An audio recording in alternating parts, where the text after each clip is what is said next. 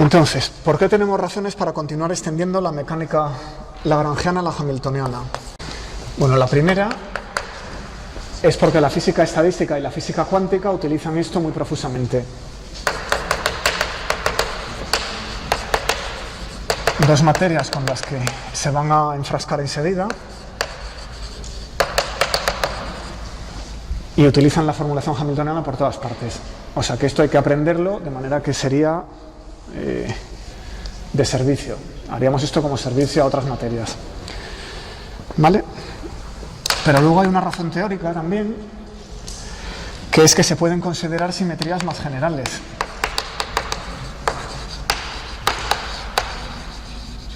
Cuando hemos hablado del teorema de Noether, que daba cantidades conservadas, hemos analizado simetrías entre las Qs y quizá el tiempo. ¿Vale?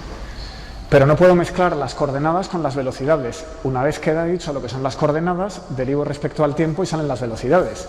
No tengo derecho a tocarlas. Sin embargo, en formulación hamiltoniana sí. Uno puede mezclar las coordenadas y los momentos canónicos. ¿Vale? Puede definir simetrías, hay que ajustar las dimensiones con las constantes que correspondan, pero uno puede definir simetrías que mezclen coordenadas y momentos, con lo cual es más general. ¿Vale? Los estudios de mecánica lagrangiana están englobados ahí. Si solo mezclo las Qs lo puedo hacer con el lagrangiano, pero si mezclo Qs y momentos no puedo. ¿Vale? Bueno, y finalmente el sistema resultante es de primer orden. Muy manifiestamente. Esto en la lagrangiana sí se puede conseguir normalmente, pero aquí queda ya detallada la primera. ¿Vale? Bueno, pues ¿cuál es la idea técnicamente? ¿Cómo pasamos a la formulación hamiltoniana? Pues no es más que un cambio de variables. Tenemos que pasar de una formulación en que tenemos todo en términos de las coordenadas generalizadas y sus velocidades a una formulación en la que lo que tenemos son las coordenadas generalizadas y los momentos, que eran las derivadas del lagrangiano respecto a las velocidades. En el lagrangiano por todas partes nos aparecen las velocidades, nos las vamos a sacudir de encima y nos vamos a quedar con los momentos. Parece fácil de decir. Bueno, tiene un inconveniente, que es que si cojo el lagrangiano y hago este cambio de variables, pierdo información. No puedo volver. Y eso me lleva a un inciso matemático que es la transformación de Legendre.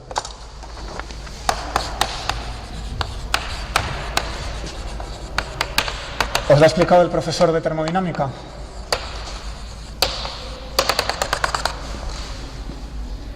¿La tenéis explicada? Los estudiantes de este año tienen muy claras las transformaciones de Legendre, así que las voy a repasar offline en mi oficina en un momento, para funciones en una dimensión, y así dejo el vídeo completo para el caso de que los chicos o las chicas de otros años no lo tengan tan claro. ¿Vale? Bien. ¿Qué motiva esto? Imaginemos que tenemos una función de una dimensión f de x y quiero cambiar la variable de la x a su derivada. Vamos a llamarla u. Entonces queremos pasar de la variable x a la variable u. En termodinámica, por ejemplo, podríamos estar queriendo pasar del volumen a la presión, ya que la función sería la energía interna y la derivada de la energía interna respecto al volumen me proporcionaría la presión. Bueno, pues vamos a intentarlo. Dibujemos aquí la función f de x y vamos a tomar una función que empiece por aquí y suba, y hago algo así. Y quiero pasar a una función f de u. ¿Cómo queda la cosa? Bueno, en este punto la derivada es 0. Aquí la función se ha puesto plana, así que f' de x es 0. O sea que la función empieza con u. Recordemos que u, según aquella ecuación, es f' de x. Empieza en 0. ¿A qué altura? A esta altura. O sea que tengo que subir hasta aquí. Así que mi función pasaría de este punto a este punto. Esto es f en función de x, esto es f en función de f' de x. Bien, ahora la derivada va aumentando, así que nos estamos moviendo a lo largo de este eje. Y claro, aquí aumenta la derivada, pero también aumenta la función. Luego esperamos que esta función sea creciente. Eventualmente tendremos una función f de f' que tendrá esta pinta. ¿Vale? Bueno, pues eso es un intento. El problema viene si intento retornar a la variable inicial. ¿Puedo volver de aquí a aquí? Y la respuesta es no. Este cambio de variable no es invertible. Vamos a verlo. Imaginemos que toda la información que conozco es esta. Conozco la función como función de su derivada. Y ahora quiero reconstruir la función en sí. Entonces tengo que observar que bien, en este punto la derivada es 0 y la función vale esto. Bueno, pues me vengo aquí y pongo una función que tenga derivada 0 y donde la función valga esa misma altura. Así que esta altura es esa misma altura. Pero no sé a qué x corresponde. No sé si tengo que colocar la función aquí, o aquí, o aquí. En cuyo caso obtendría esta, o esta, o esta. Puedo desplazar la función de izquierda a derecha y no sé cuál es. O sea que no podemos volver. En este cambio he perdido información. No es biunívoco. ¿Vale? Así que ese es el problema que resolvió Legendre. ¿Qué tengo que hacer para pasar de f de x a algo que dependa de u y que sea invertible? Bien, entonces la idea de Legendre es que no es buena idea tomar x como variable independiente y f como variable dependiente y pasar a u, que es f' y f. Ese cambio no es invertible, no puedo cambiar solamente la variable independiente. Entonces lo que Legendre observa es que tengo que cambiar el par xf a un par u g. Es decir, cambiamos no solamente la variable independiente, sino también la dependiente. G no va a ser f. ¿Vale? Entonces a la función g la vamos a llamar transformada de Legendre de la f. Vamos a coger la f de x y vamos a pasar a una transformada diferencial, g de u. Bueno, eso es una industria. En la asignatura de métodos matemáticos, para los que estén en el grado en física, pues estudian muchas transformadas que llevan las f's a las g's de muchas maneras distintas. Esta es una. Toma una función f y pasa a una función g. O sea que va de un espacio de funciones a otro espacio de funciones. ¿Vale? Bueno, por tanto es un operador, ¿no? Y claro, hay que construirlo de manera que podamos recuperar toda la información, que sea de alguna manera invertible. Es decir, que si conozco g de u, pueda recuperar f de x. Bueno, pues la observación es la siguiente.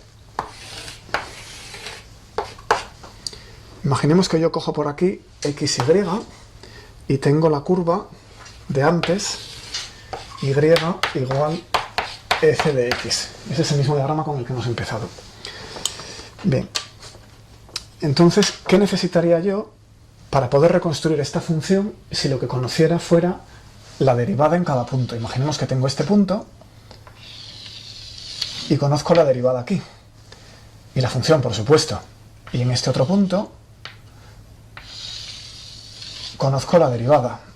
Y en este otro punto conozco la derivada. ¿Vale? Entonces, ¿qué evitaría?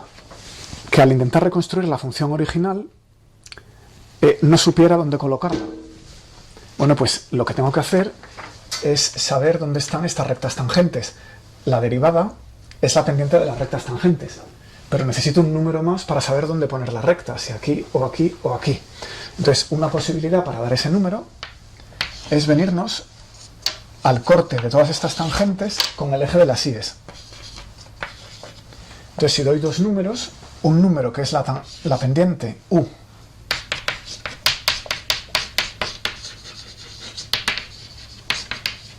y un número g que sea la ordenada en el origen para esa tangente, así que es el punto de corte entre la tangente y el eje de las íes, ¿vale?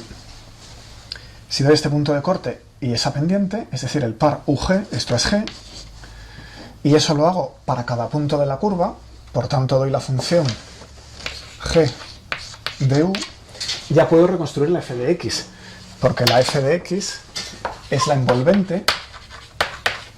Esto es un concepto que se ve en geometría, pero es muy intuitivo. Tenemos una familia de rectas y la envolvente es esta curva que las abraza todas. Si doy g de u, que por tanto me da una familia de rectas, puedo reconstruir f de x. ¿Cómo se hace algebraicamente? Para no tener que pensar esto cada vez, lo vamos a condensar en dos fórmulas, ¿vale? Bueno, pues vamos a escribir la ecuación de las tangentes. Cada una de las tangentes es igual a u por x más g.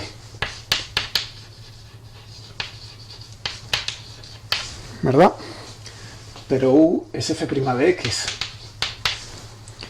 Entonces, esto es lo mismo, si quiero invertirlo, que decir que la y, que es la f, en el punto donde quiero reconstruir la función, pues es igual a ux más g. Es decir, si conozco u y g, para cualquier punto x puedo devolver la f. O sea que soy capaz de reconstruir f de x. Ese es el truco. Para cada una de las tangentes tengo g y tengo u, que es la pendiente, conozco la tangente, entonces puedo reconstruir ese punto de aquella manera, dada la x. Bueno. Podemos darle la vuelta a la ecuación y escribirla como g igual f menos ux. Entonces, f igual ux más g o g igual f menos ux son la transformada de Legendre y su inversa. Resumiendo, la información que necesitamos para poder reconstruir f de x a partir de la transformada de Legendre es precisamente esos puntos de corte que vienen dados por las g's, ¿vale? Así que pasamos de f de x a g igual f menos u por x, ¿vale? Que es una función g de u. Y claro, eso requiere cambiar la variable independiente x a u y la variable dependiente f a g. Eso es todo. Si queremos escribir g de u es f de x de u menos u por y esa x, que a su vez es una función de u. Y eso es la transformación de Legendre, ¿vale? En la práctica, ¿cómo vamos de la x a la u? Pues calculamos la u como f' de x, entonces en el punto x obtengo la derivada y eso es la u. O sea que esto me permite ir de la x a la u. Y si invierto esta relación, obtenemos el paso de la u a la x. Eso es una ecuación para u de x que la puedo invertir para obtener x de u. Bueno, pues esto es lo que han hecho un montón de veces en termodinámica. Cuando pasan la entalpía igual a la energía interna menos PV, en este lenguaje lo que estamos haciendo es decir que la función entalpía, que depende de la presión, y ahora no entramos en la dependencia de la entropía, pues es la energía interna, que es una función del volumen, pero ahora el volumen lo escribimos como función de la presión, menos la presión por el volumen como función de la presión. ¿De dónde saco el volumen como función de la presión? Pues sabiendo que la derivada de u respecto al volumen me proporciona la presión, y de esa ecuación obtengo una relación entre P y V. Lo mismo, por ejemplo, con la energía de Helmholtz, F igual U menos TS, o con la energía libre de Gibbs, G igual U menos TS menos PV, donde lo que hemos hecho es una transformación de Legendre doble en dos variables, etc. Pues vamos a trabajar un ejemplo. Entonces, la transformada de Legendre coge una función y me da otra función. Así que vamos a tomar la función f de x igual x al cubo. Una función muy sencilla. Y vamos a calcular su transformada de Legendre, g de u. O sea que el objetivo es encontrar Bien, pues lo primero es encontrar la derivada, así que calculamos u igual f' de x, que es 3x cuadrado. Esa es la ecuación que estaba diciendo que proporciona u de x, o si la invierto, x de u. Vamos a invertirla. Esto es la raíz cuadrada de u tercios, pasando el 3 al otro lado y sacando la raíz. Bueno, pues ahora obtengamos la g. Entonces g de u, la regla general es f menos xu. Bueno, pues esto es f de x de u menos x de u por u. Ya todo en función de u, porque g es una función de u. Bien, entonces f consiste en coger algo y elevarlo al cubo. Y lo que hay que poner es x de u, que es raíz de u tercios. O sea que tengo que tomar raíz de u tercios y elevarlo al cubo. Y restarle x de u, que es raíz de u tercios, veces u. Eso es la transformada de Legendre. Si la simplifica un momentito, es menos 2 entre 3 raíz de 3 por u elevado a 3 medios. Esto es g de u. O sea que la frase es que la transformada de Legendre de la función x cubo es la función u elevado a 3 medios con esta constante. Dibujado, esta era la función original, f de x, y a esa función le asignamos, mediante la transformación de Legendre, que es un operador entre dos espacios de funciones, esto es la variable u, eso es la variable x, pues la función g de u dada por esta curva es negativa y lleva u elevado a 3 medios. Me faltaría invertir la transformación. ¿Cómo vuelvo de g de u a f de x? Vamos a invertirla. Entonces, para invertirla, imaginemos que conocemos g, pues vamos a construir f de x igual a g de u de x más x por u, pero u es una función de x, y eso es la inversa. Si g era f menos xu, f es g más xu, y lo único que hay que ir cambiando es la variable. Entonces, esto es la g, que es menos 2 entre 3 raíz de 3, por la u elevado a 3 medios, pero ahora tengo que escribir en términos de la x, luego es 3x cuadrado elevado a 3 medios. 3x cuadrado elevado a 3 medios, combinando esta con esta. Y ahora me falta más x por u. Como es una función de x, la x la dejo y la u lo escribo en términos de x. 3x cuadrado. ¿De acuerdo? Se puede simplificar. El 2 cancela ese 2. Me deja un 3 elevado a 3 medios. El 3 elevado a 3 medios cancela este. Resultando en menos 2x cubo. Pero aquí tengo 3x cubo. 3x cubo menos 2x cubo es precisamente x cubo. Luego hemos conseguido recuperar la función inicial. Cosa que si solo hubiéramos cambiado la x a la u sin cambiar la f a la g, no habríamos podido hacer. Y eso es todo. Ahí está la transformación de Legendre. Entonces me la salto. Me la salto, ¿no? Bueno, entonces si sabéis lo que es una transformación de Legendre, lo que podemos hacer, sabéis que lo que hay que hacer es coger un par,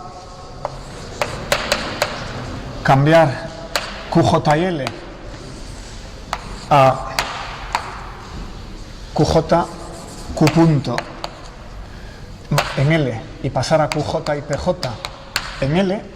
Es una transformación que no es invertible, pierde información.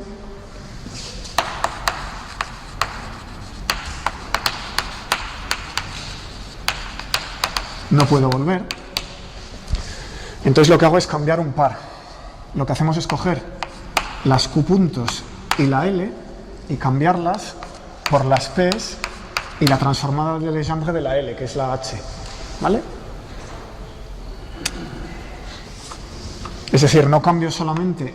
Aquí lo que he escrito es que cambio la variable independiente. El lagrangiano depende de la variable independiente Q punto o P. Eso no basta, me hace perder información. Entonces lo que hago es cambiar el par, la variable independiente y también la dependiente, la función, que en este caso es L, y pasa a su transformada de Legendre, que es H. Y la transformada de Legendre H, pues es simplemente la suma de PJ Q.J menos L. ¿Vale? ¿Todo el mundo lo tiene claro? En termodinámica lo tenéis que haber hecho para cambiar, por ejemplo, entre la energía interna y la entalpía. Si cojo la energía interna, que es una función del volumen, y cambio el volumen por la presión es una derivada de la energía interna respecto al volumen, ¿no? Me quedaría la energía interna en términos de la presión. Pero eso pierde información, no es invertible. Entonces lo que tengo que hacer es cambiar también el potencial termodinámico. Cambio la variable, de V paso a P, y a la vez de la U paso a la H, a la entalpía. ¿Vale? Bueno, aquí la H viene de Hamilton, no es la letra de la entalpía, coincide, pero es que esto es exactamente la función H. Se llama hamiltoniano.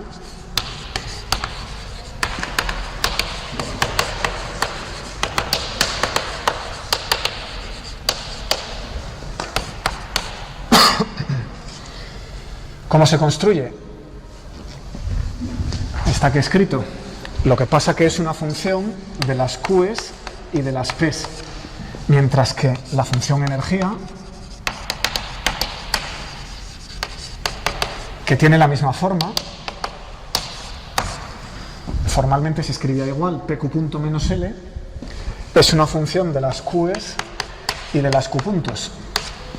Así que el procedimiento es construir la función energía, que ya sabemos construirla, y ahora cambiar la variable sobre esta. Coger la Q punto y cambiarla por la P. O sea que primero se construye esta y luego se pasa al hamiltoniano, con H mayúscula. ¿Vale? No tiene más misterio. Bueno, pues entonces lo que voy a hacer es sacar las ecuaciones de movimiento. Ya que conocéis la teoría, vamos a tomar diferenciales. Entonces el lagrangiano era una función de Q, Q punto y T. Y las ecuaciones de movimiento se sacaban derivándolo. Así que voy a tomar la derivada del lagrangiano. Luego voy a hacer lo mismo con el hamiltoniano, voy a comparar y voy a leer las ecuaciones de movimiento en términos del hamiltoniano. Bueno, si tomáis diferenciales, diferencial de L es la suma de diferencial QJ por algo más diferencial de Q.J por algo más diferencial del tiempo por algo. Lo que aparece ahí tienen que ser las derivadas parciales del lagrangiano respecto a cada una de las variables. O sea que aquí me tiene que salir la derivada parcial del lagrangiano respecto al tiempo, la derivada parcial del lagrangiano respecto a Q punto, que sabemos que es el momento, así que ya lo escribo, por definición es el momento P sub J, la parcial del lagrangiano respecto a Q punto, y aquí me saldría la derivada del lagrangiano, voy a hacer la parte, la derivada del lagrangiano respecto a Q, ¿verdad? Eso es lo que saldría aquí. Pero voy a usar la ecuación de Euler-Lagrange.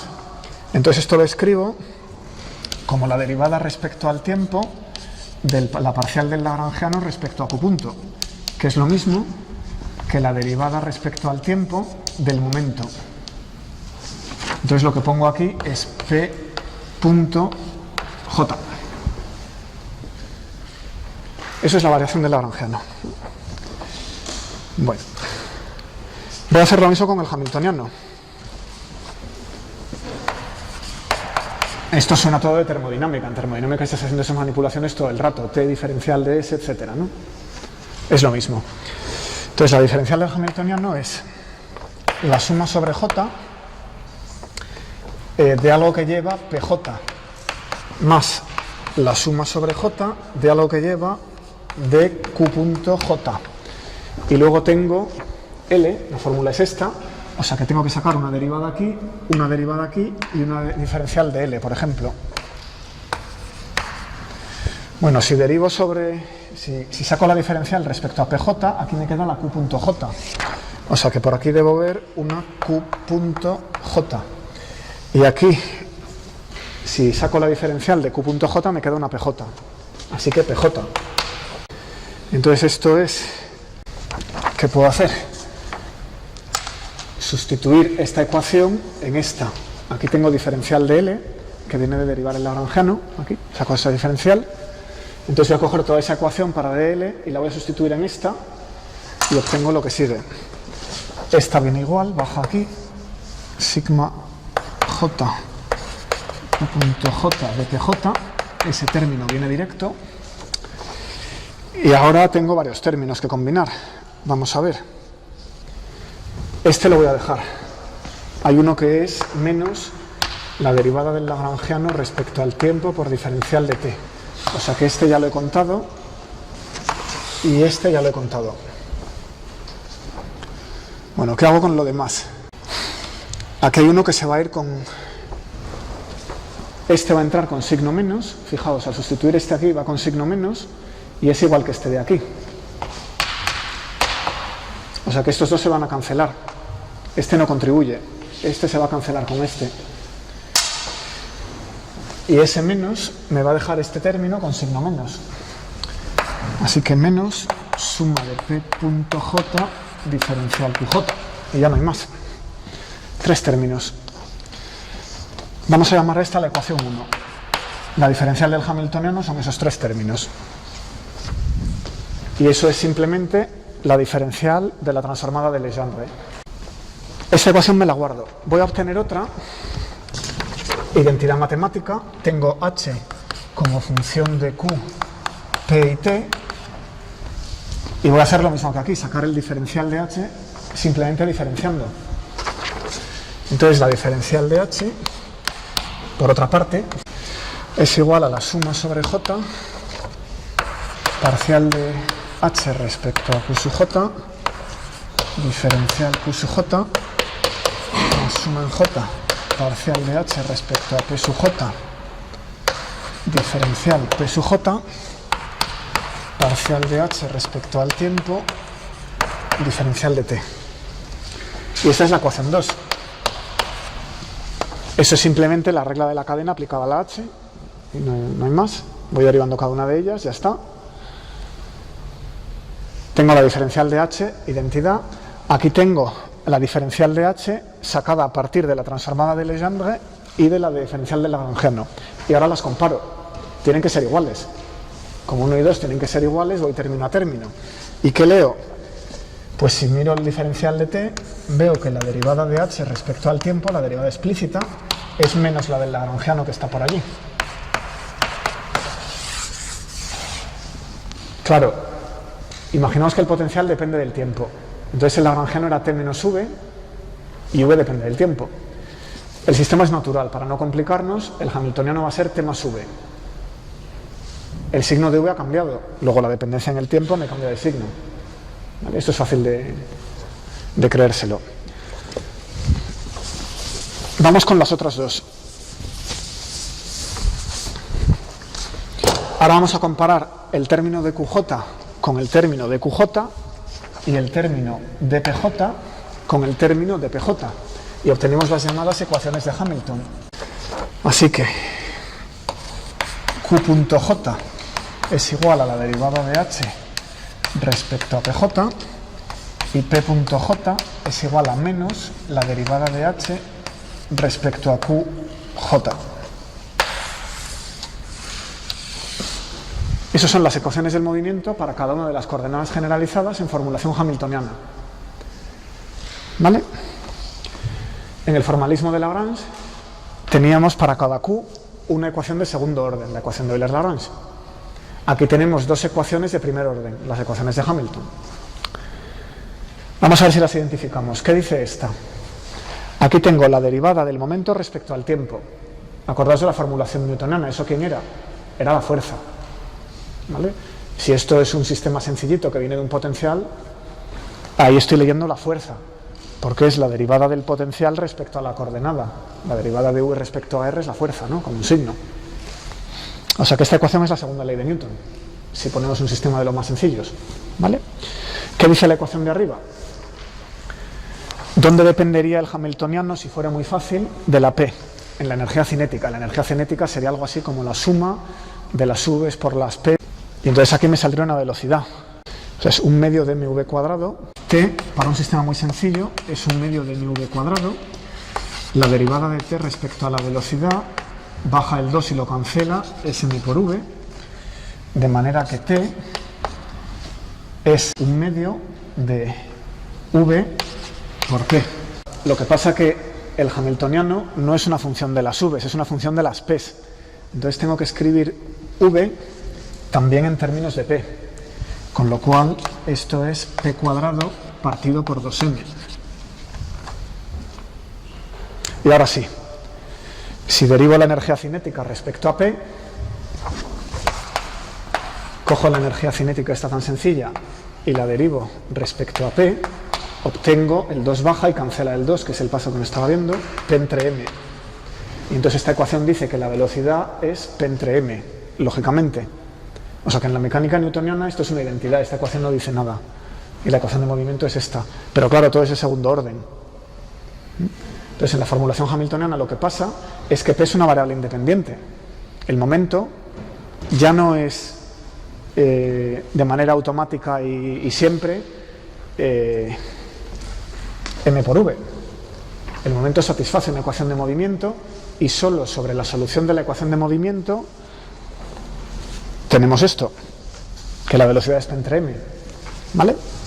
O sea que ambas ecuaciones de movimiento tienen igual categoría aquí. Bueno, voy a dar una nota. Hay una manera de escribirlas.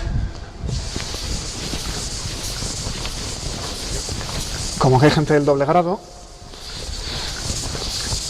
pues para ellos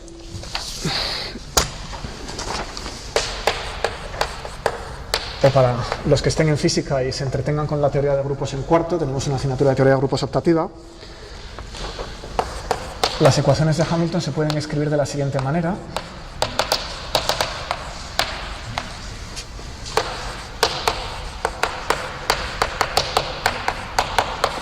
Derivada respecto al tiempo de un vector, QP, ¿verdad? Igual a una matriz 0, 1, menos 1, 0, por la parcial de H respecto a QJ y la parcial de H respecto a PJ. Y fijaos en esa matriz 0, 1, menos 1, 0. Esta matriz se llama simpléctica. Es la matriz simpléctica más sencilla. Y se le suele dar la nota eta. Entonces, de las tres familias de grupos continuos clásicos, hay un grupo que se puede representar como un grupo de matrices, multiplicar matrices, que sale de ahí, ¿vale? O sea, que los que vean teoría de grupos, pues uno de los ejemplos clásicos de grupos, una de las tres familias continuas clásicas de Lie, pues tiene su aplicación en mecánica hamiltoniana, ¿vale? Al que no le interese el tema, cierra esto y no lo ha visto.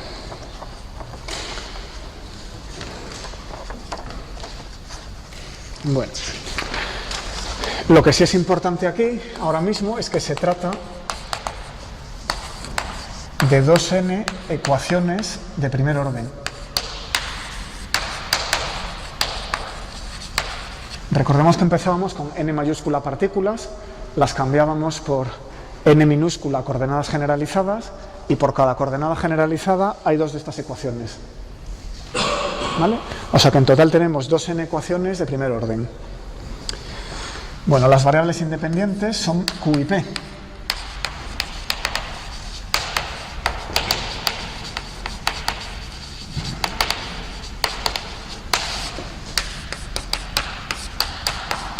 Así que el que en una prueba me escriba un hamiltoniano en términos de la velocidad se la ha cargado, porque lo que me está dando es la función h, la función energía. El hamiltoniano es una función de las p's, de los momentos. Es decir, hay que escribirlo así. Si escribo la energía cinética en el hamiltoniano, tiene que ser p cuadrado entre 2m, no puede ser mv cuadrado partido por 2. Eso es otra variable. Bueno. La geometría de esto, pues la formulación lagrangiana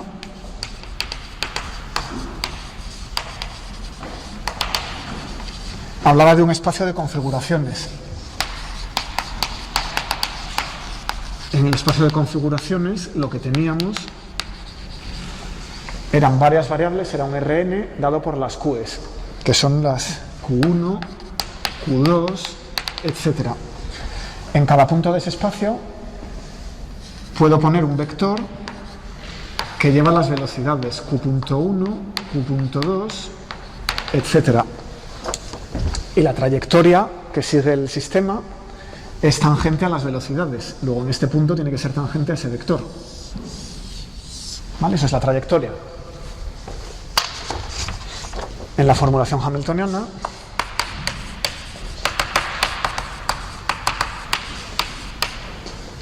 el espacio se llama espacio de las fases.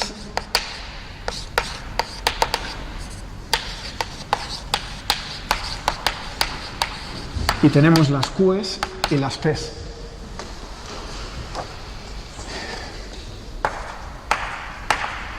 Y en ese espacio de las fases, pues la trayectoria está siempre parametrizada por el tiempo, claro, T es el parámetro, pues se mueve por este espacio y en cada punto la caracterizo por Q y P, mientras aquí la caracterizaba por un espacio donde solo había Q's y si quería las velocidades, pues eran un vector tangente a la trayectoria en ese espacio. ¿Vale? Bueno. Seguimos dándole vueltas, vamos a volver desde aquí a las ecuaciones de Lagrange.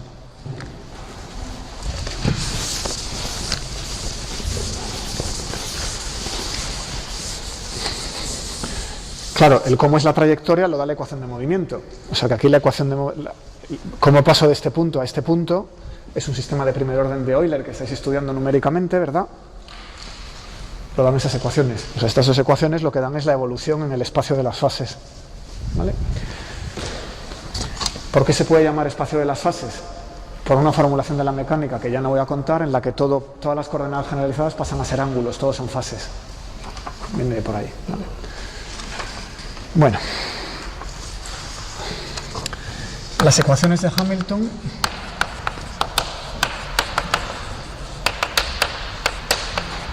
son equivalentes a las de Lagrange.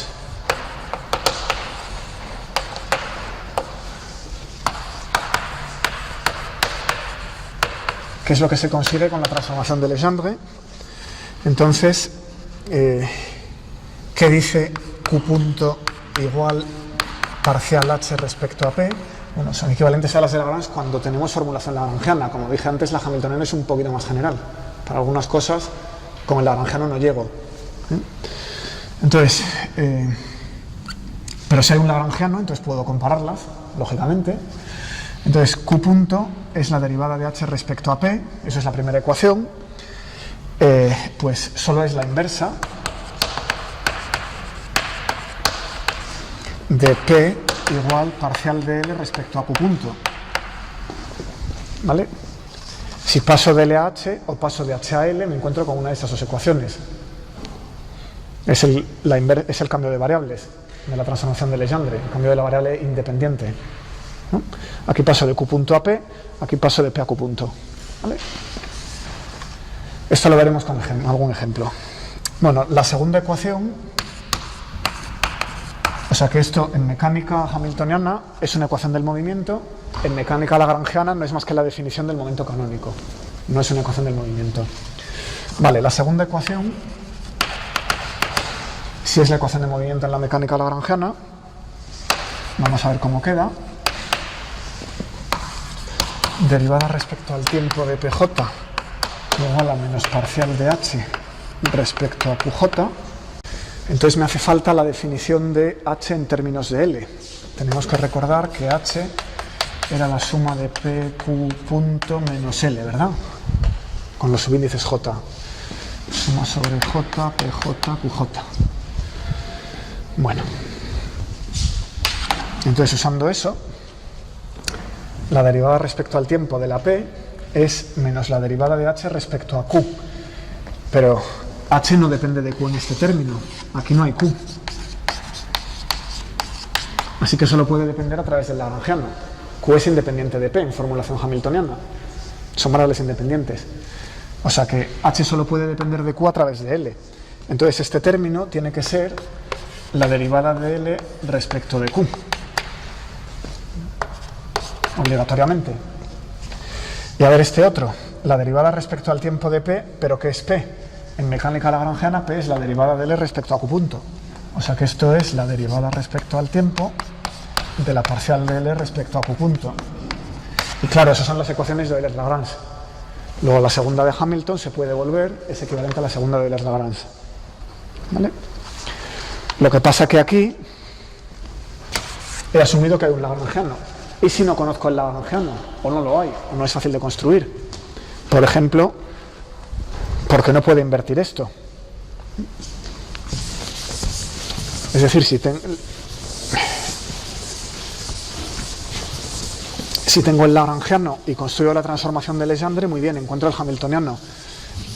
Pero a lo mejor tengo el hamiltoniano y no hay transformación de Legendre para volver. Entonces, en general, h de q y p es una función que define la dinámica y q y p son variables independientes. Bueno, ¿y cómo define la dinámica? A través de esas ecuaciones, o bien equivalentemente, si queréis, a través del principio de Hamilton. Se pueden sacar del principio de Hamilton. Aquello de que la acción tenía que ser estacionaria, ¿os acordáis? O sea que en un momento dado podemos tirar todo lo anterior que nos trae desde Newton y empezar aquí. Definición. Existe una función de 2n variables, etc. Se trata de minimizar la integral de eso respecto al tiempo, la integral de acción. Salen estas ecuaciones y eso es la mecánica. ¿Vale? Es poco intuitivo. Bueno, vamos con un ejemplo. Lo que os voy a hacer es algo que os va a hacer falta en física cuántica. ¿Me queda tiempo? Sí. En física cuántica vais a tener como uno de los primeros problemas a resolver el átomo de hidrógeno. Entonces, ahí lo que vais a hacer es plantear una partícula en torno a un potencial con simetría esférica en coordenadas esféricas. Os voy a sacar el hamiltoniano. Vamos a formular el hamiltoniano de esa partícula en un potencial central.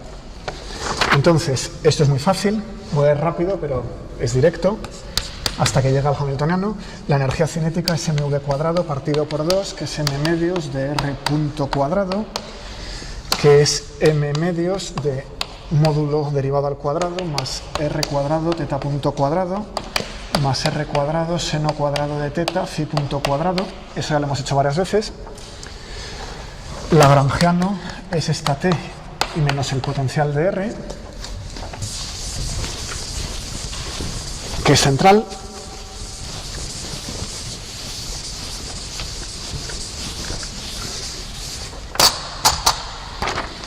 Vamos a sacar los momentos canónicos, me hacen falta para poder definir la función energía, que luego es el hamiltoniano, así que P sub R va a ser la derivada del lagrangiano respecto a R punto. Como el potencial no depende de R punto, solo tengo que derivar la energía cinética. Esto es mr punto, masa por velocidad, no me sorprende, sigo. P teta es mr cuadrado teta punto, momento angular, no me sorprende, sigo. Y P phi es mr cuadrado seno cuadrado de teta phi punto. Eso es un momento angular, lo único que el eje de giro es r seno de teta en vez de r. Tampoco me sorprende, típico del ángulo azimutal. Tengo los tres momentos. Bueno, ¿cómo construiría el hamiltoniano?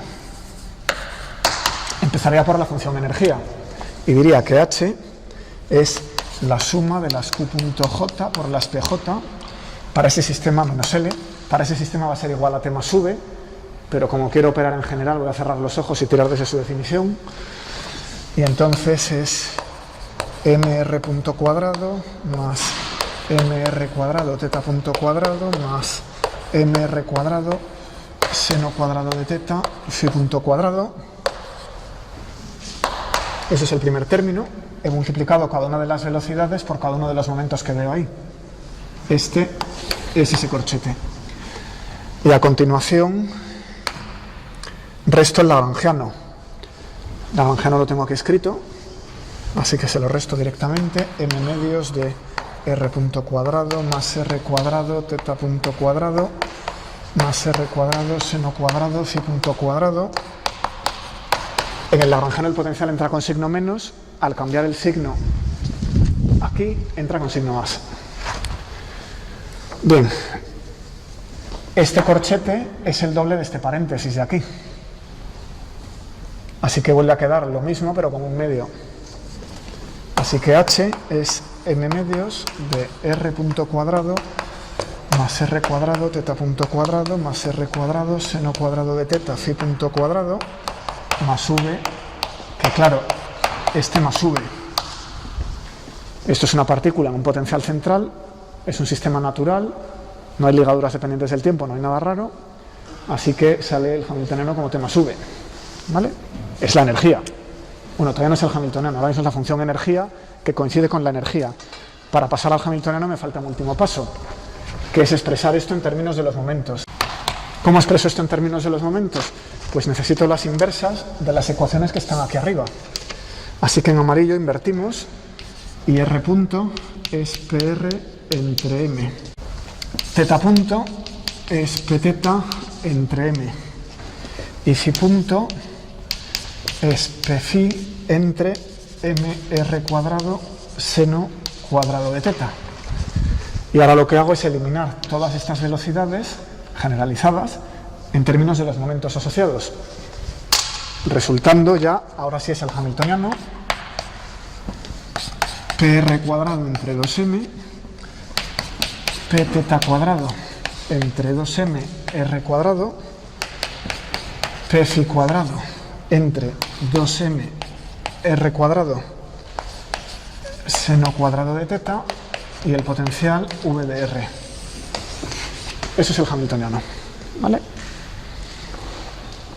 Aquí reconozco la energía cinética en 3 términos y allí la V. Bueno, el potencial es central y sobre esos potenciales ya sabemos un montón de cosas. Así que voy a hacer una última observación. El formalismo hamiltoniano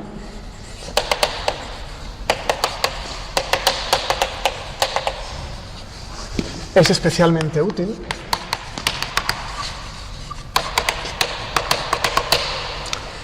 si tenemos una coordenada cíclica.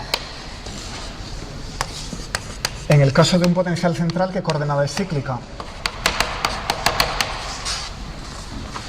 ¿Qué coordenada no aparece en ese hamiltoniano? En ese lagrangiano, si queréis, la función energía, la phi.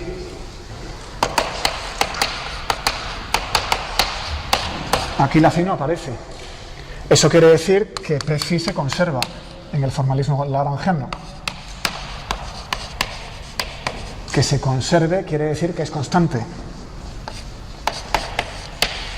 Es lo mismo. Entonces, si P phi es constante, puedo venir aquí y cambiar P phi por una constante. Así que H pasa a ser PR cuadrado partido por 2m más V de R, que es el movimiento radial, que tiene un término más, que depende de P teta cuadrado entre 2mR cuadrado. Eso es el término que corresponde al movimiento polar. Y luego la parte correspondiente a phi, ¿cómo ha quedado? Pues es una constante entre 2mR cuadrado seno cuadrado de teta. Y esto es un hamiltoniano para dos variables, la teta y la R. Y sus momentos asociados, P teta y PR.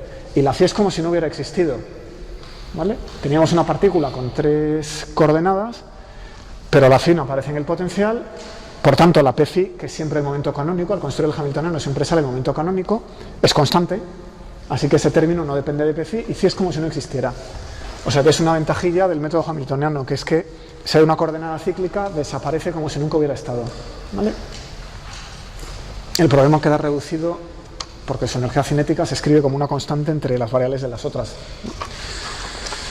Bueno, lo dejamos aquí.